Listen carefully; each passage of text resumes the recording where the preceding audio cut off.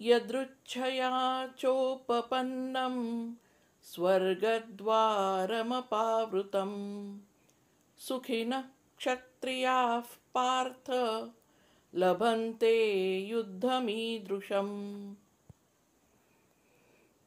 हे पार्था, क्षत्रियांना सहजपणे असं धर्मयुद्ध मिळतं की ज्यामुळे स्वर्गाचे द्वार उघडं होतं. असं युद्ध मिळणं ही त्यांची मोठी भाग्याची गोष्ट आहे. आपण या श्लोकाकडे मानसशास्त्रीय दृष्टिकोनातून जर बघितलं तर आपल्या लक्षात येतं की हा श्लोक आपल्या आयुष्यात येणाऱ्या आव्हानांसाठी मार्गदर्शक आहे.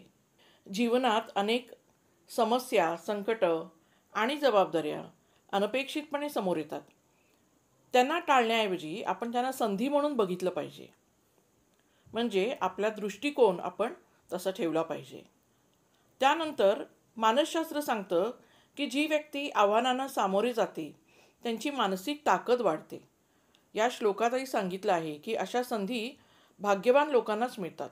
जी व्यक्ती संघर्ष करते आणि संघर्ष करताना त्या संघर्षाला अर्थ देते ती जास्त सुखी आणि मानसिकदृष्ट्या सक्षम राहते. एखादं संकट आलं तर त्या संकटाला हे संकट मलाच का असं विचारण्याऐवजी या संधीमुळे मी काय शिकलो असा प्रश्न विचारावा. म्हणजेच आपण नकारात्मकतेकडे वेगळ्या दृष्टीने बघणं म्हणजेच पॉझिटिव्ह रिफ्रेमिंग याला म्हणू शकतो आपण.